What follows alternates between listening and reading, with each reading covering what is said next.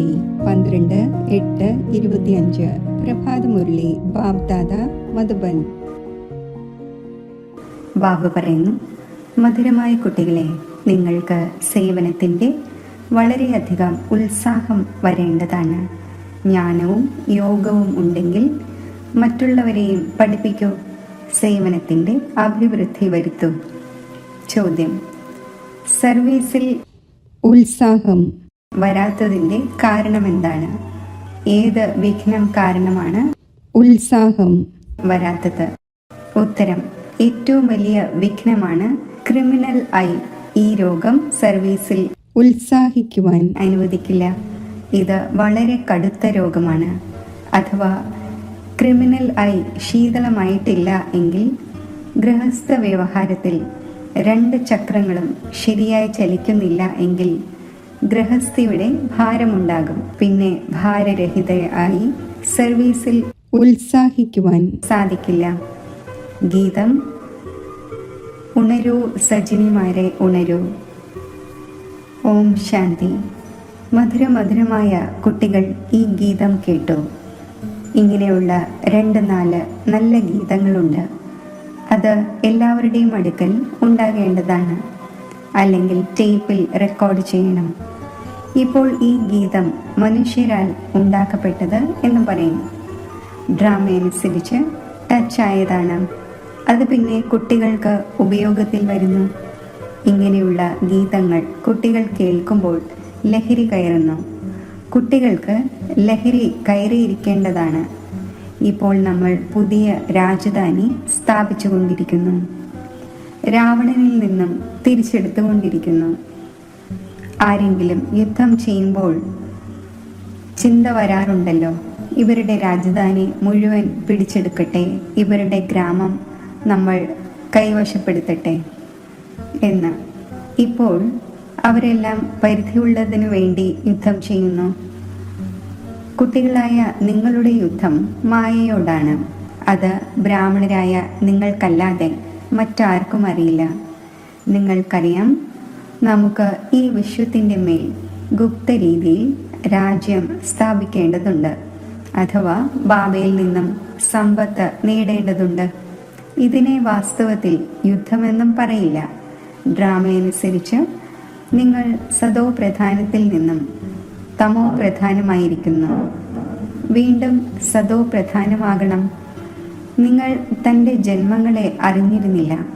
ഇപ്പോൾ ബാബ മനസ്സിലാക്കിച്ചു തന്നിട്ടുണ്ട്. മറ്റേതെല്ലാം ധർമ്മങ്ങളുണ്ടോ അവർക്ക് ഈ നോളജ് ലഭിക്കുകയില്ല. ബാബ കുട്ടികളായ നിങ്ങളെ തന്നെയാണ് ഇരുന്ന് മനസ്സിലാക്കിച്ചു തരുന്നത്. ധർമ്മത്തിൽ തന്നെയാണ് ശക്തിയുള്ളത് എന്ന് പാടുന്നുമുണ്ട്. ഭാരതവാസികൾക്ക് ഇതറിയില്ല. നമ്മുടെ ധർമ്മം ഏതാണ്? നിങ്ങൾക്ക് ബാബയിലൂടെ മനസ്സിലായി. നമ്മുടേത് ആദി സനാതന ദേവി ദേവതാ ധർമ്മമാണ്. ബാബ വന്ന് വീണ്ടും നിങ്ങളെ ആ ധർമ്മത്തിലേക്ക് ട്രാൻസ്ഫർ ചെയ്യുന്നു. നിങ്ങൾക്കറിയാം നമ്മുടെ ധർമ്മം എത്ര സുഖം നൽകുന്ന ഒന്നാണ്. നിങ്ങൾക്ക് ആരോടും യുദ്ധമോ മറ്റോ ചെയ്യണ്ട. നിങ്ങൾക്ക് തൻ്റെ സ്വധർമ്മത്തിൽ സ്ഥിതി ചെയ്യണം. ബാബയെ ഓർമ്മിക്കണം. ഇതിനും സമയമെടുക്കുന്നു. അല്ലാതെ കേവലം പറയുന്നത് കൊണ്ട് സ്ഥിതി ചെയ്യുന്നില്ല. ഉള്ളിൽ ഈ സ്മൃതി ഉണ്ടായിരിക്കണം: ഞാൻ ആത്മാവ് ശാന്ത സ്വരൂപമാണ്. ഞാൻ ആത്മാവ് ഇപ്പോൾ തമോ പ്രധാനവും പതീതവും ആയിരിക്കുന്നു. നമ്മൾ ആത്മാക്കൾ ശാന്തിധാമിൽ ആയിരുന്നപ്പോൾ പവിത്രമായിരുന്നു.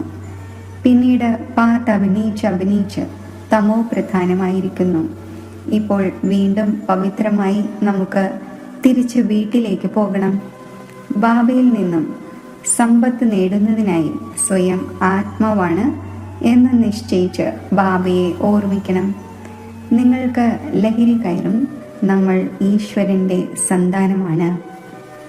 ബാബയെ ഓർമ്മിക്കുന്നതിലൂടെയാണ് വികർമ്മം വിനാശമാകുന്നത്. എത്ര സഹജമാണ്. ഓർമ്മയിലൂടെ നമ്മൾ പവിത്രമായി വീണ്ടും ശാന്തിധാമത്തിലേക്ക് പോകും.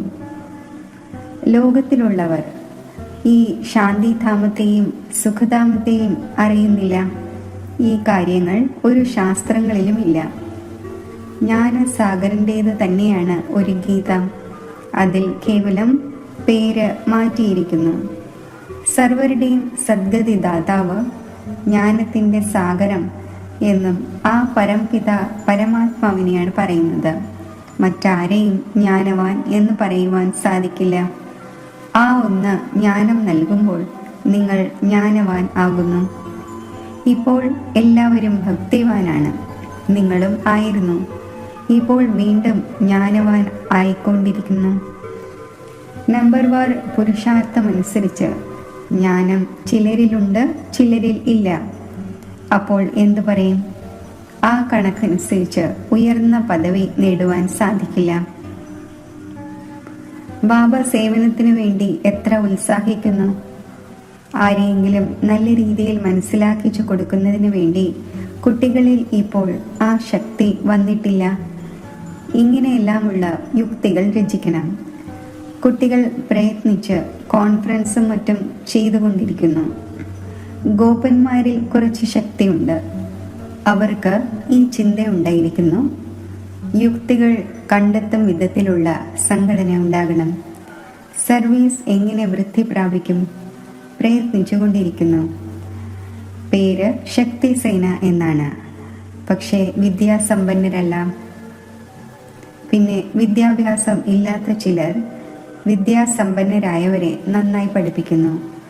ബാബ മനസ്സിലാക്കിച്ചു തന്നിട്ടുണ്ട്, ക്രിമിനൽ ആയി വളരെ നഷ്ടം വരുത്തുന്നു. ഈ രോഗം വളരെ കടുത്തതാണ്, അതിനാൽ ഉത്സാഹിക്കുന്നില്ല. അപ്പോൾ ബാബു ചോദിക്കുന്നു, യുഗൾ ആയ നിങ്ങൾ 2 ചക്രങ്ങളും ശരിയായി ചലിക്കുന്നുണ്ടോ? ആ ഭാഗത്ത് എത്ര വലിയ വലിയ സേനകളാണ് ഉള്ളത്. സ്ത്രീകളുടെയും കൂട്ടമുണ്ട്, വിദ്യാസമ്പന്നരായവരുണ്ട്, അവർക്ക് സഹായവും ലഭിക്കുന്നു. നിങ്ങളാകട്ടെ ഗുപ്തമാണ്. ഈ ബ്രഹ്മകുമാർ കുമാരിമാർ എന്താണ് ചെയ്യുന്നത് എന്ന് ആരും അറിയുന്നില്ല. നിങ്ങളിലും നമ്പർ വാറാണ്. ഗ്രസ്ത വ്യവഹാരത്തിൻ്റെ ഭാരം ശിരസിൽ ഇരിക്കുന്നത് കാരണം കുനിഞ്ഞിരിക്കുകയാണ്. ബ്രഹ്മകുമാർ കുമാരി എന്ന് പറയുന്നു, പക്ഷേ ആ ക്രിമിനൽ ആയി ശീതളമാകുന്നില്ല. 2 ചക്രങ്ങളും ഒരുപോലെ ആകുന്നത് വളരെ പ്രയാസമാണ്. ബാബ കുട്ടികളെ സേവനം ഏറ്റെടുക്കുന്നതിന് വേണ്ടി മനസ്സിലാക്കിച്ചു തന്നുകൊണ്ടിരിക്കുന്നു. ചിലർ ധനികരാണ്, എന്നിട്ടും ഉത്സാഹിക്കുന്നില്ല. ധനത്തിൻ്റെ ആഗ്രഹമുണ്ട്. കുട്ടികൾ ഇല്ലാതിരിക്കുന്നു എങ്കിൽ ദത്തെടുക്കുന്നു. ബാബ നമ്മൾ ഇരിക്കുകയാണ്, നമ്മൾ വലിയ കെട്ടിടം എടുത്തു തരാം എന്ന ഉത്സാഹം വരുന്നില്ല. ബാബയുടെ ദൃഷ്ടി ഡൽഹിയുടെ മേൽ വിശേഷിച്ചും ഉണ്ട്. കാരണം ഡൽഹി ക്യാപിറ്റലാണ്, ഹെഡ് ഓഫീസാണ്. ബാബ പറയുന്നു, ഡൽഹിയിൽ വിശേഷിച്ച് സേവനത്തിൻ്റെ വലയം സൃഷ്ടിക്കണം. ആരെയെങ്കിലും മനസ്സിലാക്കിച്ചു കൊടുക്കുന്നതിനായി അകത്തേക്ക് കയറണം. പാണ്ഡവർക്ക് കൗരവരിൽ നിന്നും 3 അടി ഭൂമി പോലും ലഭിച്ചിരുന്നില്ല എന്ന് പാടപ്പെട്ടിട്ടുണ്ട്. ഈ കൗരവർ എന്ന വാക്ക് ഗീതയിലേതാണ്. ഭഗവാൻ വന്ന് രാജയോഗം പഠിപ്പിച്ചു. അതിൻ്റെ നാമം ഗീത എന്ന് വെച്ചു. പക്ഷേ ഗീതയുടെ ഭഗവാനെ മറന്നുപോയി. അതിനാൽ ബാബ ഓരോ നിമിഷവും പറഞ്ഞുകൊണ്ടിരിക്കുന്നു, മുഖ്യമായി ഈ പോയിന്റ് തന്നെ എടുക്കണം. മുൻപ് ബാബ പറഞ്ഞിരുന്നു, ബനാറസിലെ വിദ്യുത് മണ്ഡലിയിൽ ഉള്ളവർക്ക് മനസ്സിലാക്കിച്ചു കൊടുക്കൂ. ബാബ യുക്തികൾ പറഞ്ഞു തന്നുകൊണ്ടിരിക്കുന്നു. പിന്നെ നല്ല രീതിയിൽ പരിശ്രമിക്കേണ്ടതുണ്ട്. ബാബ വീണ്ടും വീണ്ടും മനസ്സിലാക്കിച്ചു തന്നുകൊണ്ടിരിക്കുന്നു. ഡൽഹിയിൽ നമ്പർ 1 യുക്തി രചിക്കൂ. സംഘടനയിലും ഇത് ചിന്തിക്കൂ. മുഖ്യമായ കാര്യമാണ് വലിയ മേളയും മറ്റും ഡൽഹിയിൽ എങ്ങനെ ചെയ്യട്ടെ എന്നത്. അവരാണെങ്കിൽ ഡൽഹിയിൽ വളരെയധികം നിരാഹാര സമരവും മറ്റും നടത്തുന്നു. നിങ്ങളാകട്ടെ അങ്ങനെയുള്ള ഒരു കാര്യവും ചെയ്യുന്നില്ല. അടിയും വഴക്കും ഒന്നുമില്ല. നിങ്ങളാകട്ടെ കേവലം ഉറങ്ങിപ്പോയവരെ ഉണർത്തുന്നു. ഡൽഹിയിലുള്ളവർക്ക് തന്നെ പ്രയത്നിക്കേണ്ടതുണ്ട്. നിങ്ങൾക്കറിയാം, നമ്മൾ ബ്രഹ്മാണ്ടത്തിൻ്റെയും അധികാരി. പിന്നെ കഴിഞ്ഞ കൽപ്പത്തിലേതുപോലെ സൃഷ്ടിയുടെയും അധികാരിയാകുന്നു. ഇത് തീർച്ചയായും ഉറപ്പാണ്. വിശ്വത്തിൻ്റെ അധികാരി ആവുക തന്നെ വേണം. ഇപ്പോൾ നിങ്ങൾക്ക് 3 അടി ഭൂമി ക്യാപിറ്റലിൽ തന്നെയാണ് വേണ്ടത്. അവിടെ ജ്ഞാനത്തിൻ്റെ സെല്ലുകൾ, അതായത് ബോംബുകൾ പ്രയോഗിക്കണം. ലഹരി ആവശ്യമാണല്ലോ, വലിയവരുടെ ശബ്ദം ആവശ്യമാണല്ലോ. ഈ സമയം ഭാരതം മുഴുവൻ ദരിദ്രമാണ്. ദരിദ്രരുടെ സേവനം ചെയ്യുന്നതിനാണ് ബാബ വരുന്നത്. ഡൽഹിയിലാകട്ടെ വളരെ നല്ല സർവീസ് ഉണ്ടാകേണ്ടതാണ്. ബാബ സൂചന നൽകിക്കൊണ്ടിരിക്കുന്നു. ഡൽഹിയിലുള്ളവർ മനസ്സിലാക്കുന്നുണ്ട്, ബാബ നമുക്ക് അറ്റൻഷൻ വരുത്തുകയാണ്. പരസ്പരം ഷീർഖണ്ഡ് ആയി ഇരിക്കണം. തൻ്റെ പാണ്ഡവരുടെ കോട്ട ഉണ്ടാക്കണം. ഡൽഹിയിൽ തന്നെ ഉണ്ടാക്കേണ്ടി വരും. ഇതിൽ വളരെ നല്ല ബുദ്ധി ആവശ്യമാണ്. വളരെയധികം ചെയ്യുവാൻ സാധിക്കും. ഭാരതം നമ്മുടെ ദേശമാണ്, നമ്മൾ ഇങ്ങനെ ചെയ്യും എന്ന് അവർ വളരെയധികം പാടുന്നുണ്ട്. പക്ഷെ സ്വയം തന്നിൽ യാതൊരു ബലവുമില്ല. എന്നാൽ വിദേശത്തിൻ്റെ സഹായമില്ലാതെ എഴുന്നേൽക്കുവാൻ സാധിക്കുന്നില്ല. നിങ്ങൾക്കാകട്ടെ പരിധിയില്ലാത്ത ബാബയിൽ നിന്നും വളരെയധികം സഹായം ലഭിച്ചുകൊണ്ടിരിക്കുന്നു. ഇത്രയും സഹായം ആർക്കും നൽകുവാൻ സാധിക്കില്ല. ഇപ്പോൾ വേഗത്തിൽ കോട്ട നിർമ്മിക്കണം. നിങ്ങൾ കുട്ടികൾക്ക് ഇപ്പോൾ ബാബ വിശ്വത്തിൻ്റെ ചക്രവർത്തി പദവി നൽകുന്നു. അപ്പോൾ വളരെയധികം ധൈര്യം ആവശ്യമാണ്. അവിടെയും ഇവിടെയുമുള്ള വ്യർത്ഥ കാര്യങ്ങളിൽ വളരെ പേരുടെ ബുദ്ധി അകപ്പെട്ടിരിക്കുന്നു. ബന്ധനങ്ങളുടെ ക്ലേശങ്ങൾ ഉള്ളത് മാതാക്കൾക്കാണ്. പുരുഷന്മാർക്ക് യാതൊരു ബന്ധനവുമില്ല. മാതാക്കളെ അബല എന്ന് പറയുന്നു. പുരുഷൻ ബലവാനാണ്. പുരുഷൻ വിവാഹം കഴിക്കുമ്പോൾ അയാൾക്ക് ബലം നൽകപ്പെടുന്നു. നീ തന്നെ ഗുരുവും ഈശ്വരനും സർവസ്വവും എന്ന്. സ്ത്രീ ഒരു വാല് പോലെയാണ്, പിന്നിൽ തൂങ്ങിക്കിടക്കുന്നവരാണ്. അപ്പോൾ തീർച്ചയായും വാലായി തന്നെ തൂങ്ങി കിടക്കേണ്ടി വരും. പതിയിൽ മോഹം, കുട്ടികളിൽ മോഹം. പുരുഷന്മാർക്കാണെങ്കിൽ ഇത്രയും മോഹം ഉണ്ടായിരിക്കില്ല. അവർക്കാണെങ്കിൽ ഒരു ചെരുപ്പ് പോയെങ്കിൽ രണ്ടാമത്തേതും മൂന്നാമത്തേതും വാങ്ങുന്നു. ശീലമുണ്ടായി പോയി. ബാബ മനസ്സിലാക്കിച്ചു തന്നുകൊണ്ടിരിക്കുന്നു. ഇന്ന കാര്യങ്ങൾ പത്രത്തിലിടൂ. കുട്ടികൾക്ക് ബാബയുടെ ഷോ ചെയ്യണം. ഇത് മനസ്സിലാക്കിച്ചു കൊടുക്കേണ്ടത് നിങ്ങളുടെ ജോലിയാണ്. ബാബയോടൊപ്പം ദാദയും ഉണ്ട്. അപ്പോൾ ഇദ്ദേഹത്തിന് പോകുവാൻ സാധിക്കില്ല. പറയുന്നു, ശിവ് ബാബ ഇത് പറഞ്ഞു തരൂ. നമ്മുടെ മേൽ ഇന്ന ആപത്ത് വന്നിരിക്കുന്നു. ഇതിൽ താങ്കൾ നിർദ്ദേശം നൽകൂ. ഇങ്ങനെയെല്ലാമുള്ള കാര്യങ്ങൾ ചോദിക്കുന്നു. ബാബ വന്നിരിക്കുന്നത് പതീതരെ പാവനമാക്കുവാനാണ്. ബാബു പറയുന്നു, നിങ്ങൾ കുട്ടികൾക്ക് സർവ്വ നോളജും ലഭിക്കുന്നു.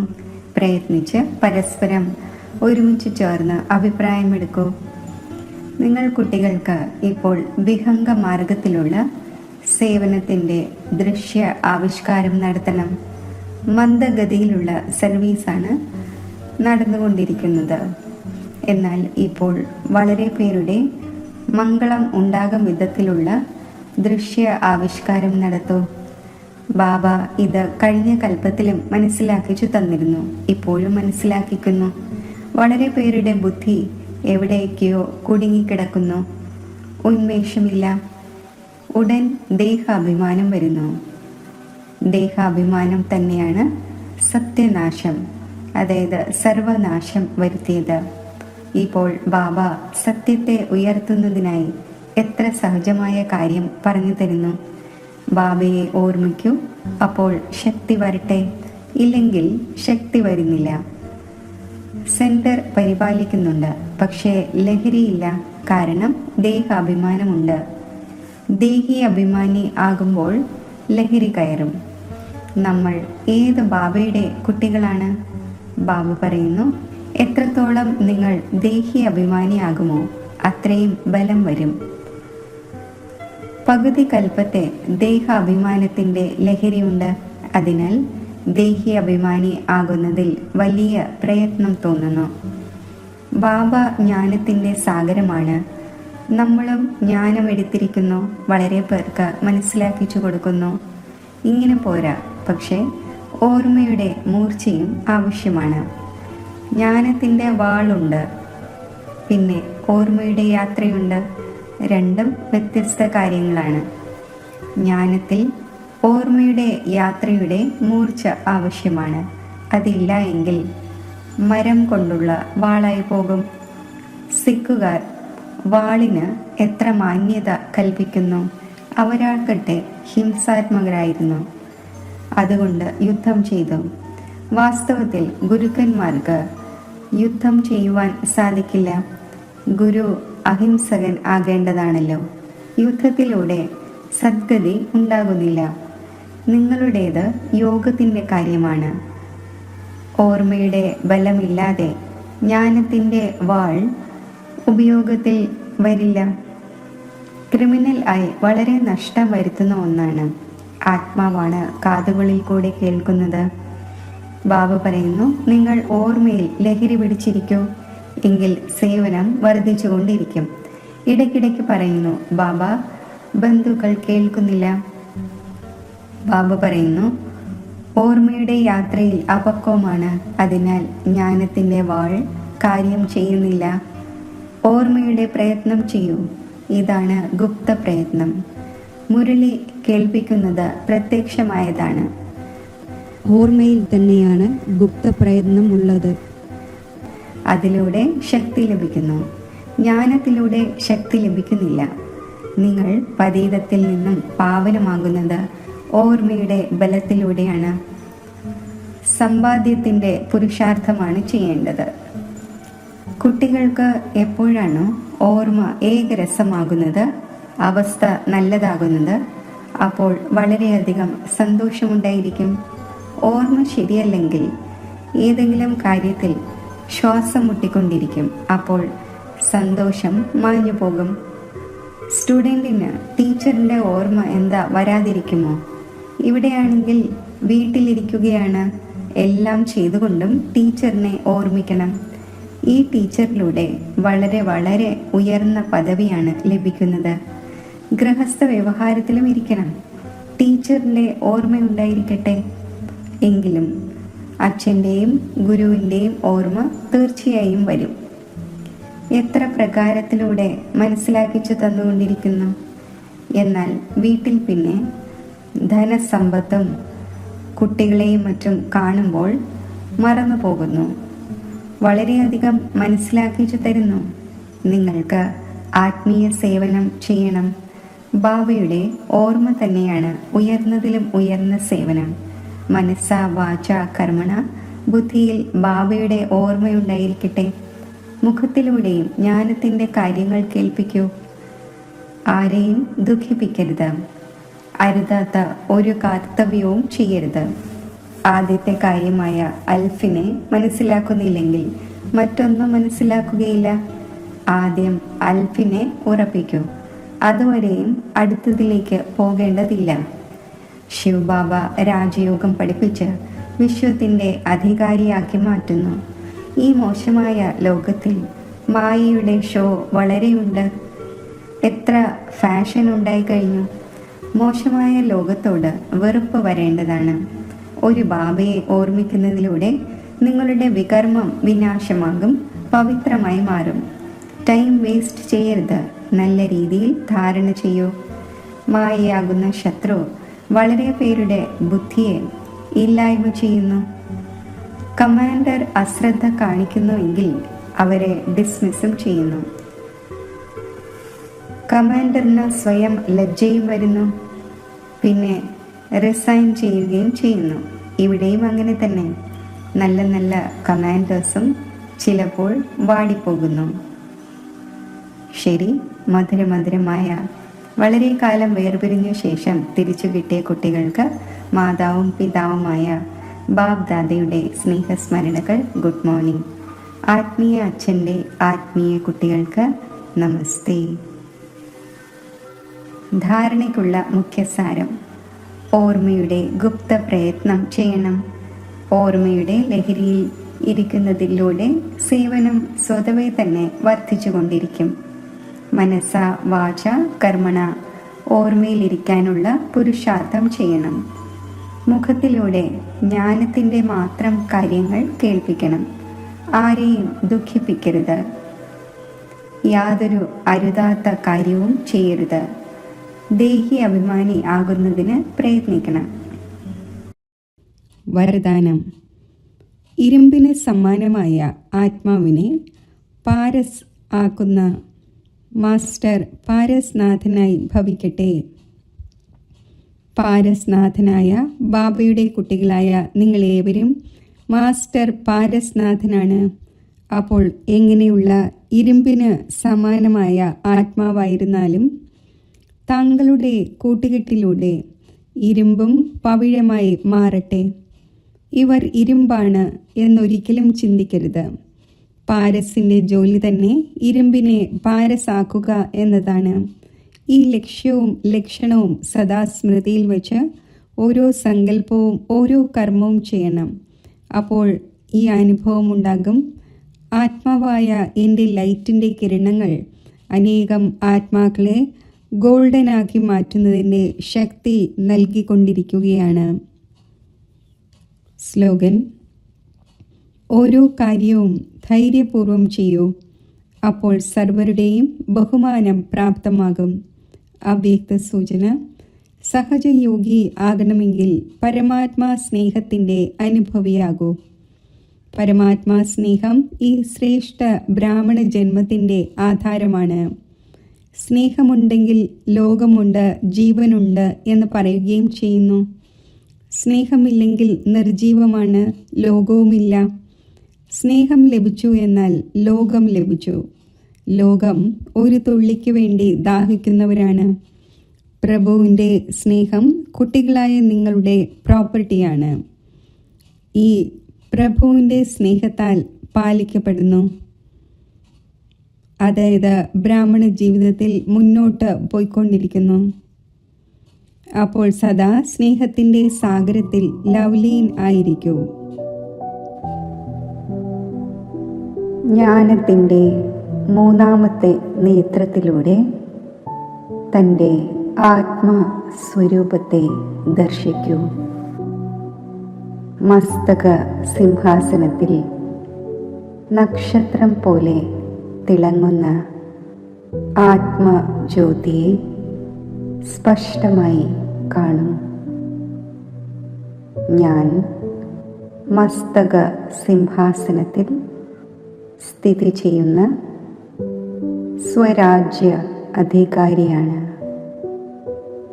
മനോബുദ്ധികളുടെ അധികാരിയാണ്. കർമ്മേന്ദ്രിയങ്ങളുടെ അധികാരിയാണ്. സർവശക്തികളുടെയും അധികാരിയാണ്. സ്വയം ശക്തിശാലി ആത്മാവായി വിഭാവന ചെയ്യൂ. എന്നിൽ നിന്നും 4 ഭാഗത്തും ശക്തിശാലി കിരണങ്ങൾ വ്യാപിക്കുകയാണ്. ഈ ശക്തിശാലി കിരണങ്ങൾ ശക്തിയുടെ ഒരു പ്രഭാമണ്ഡലം എനിക്ക് ചുറ്റും നിർമ്മിക്കുന്നു. ആ പ്രഭാമണ്ഡലത്തിനുള്ളിൽ ഞാൻ സ്ഥിതി ചെയ്യുന്നു. തൻ്റെ മനസ്സും ബുദ്ധിയും കൊണ്ട് സ്വയം തന്നെ ദേഹത്തിൽ നിന്നും ഉപരിയാക്കി സൂര്യ ചന്ദ്ര നക്ഷത്രങ്ങൾക്കും ഉപരിയാക്കി പരമധാമത്തിൽ സ്ഥിതി ചെയ്യിക്കൂ.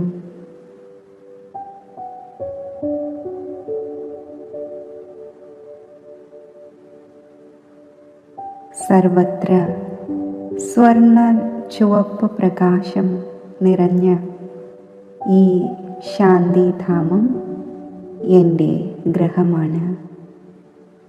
ഇവിടെ ഡീപ് സൈലൻസ് ആണ്.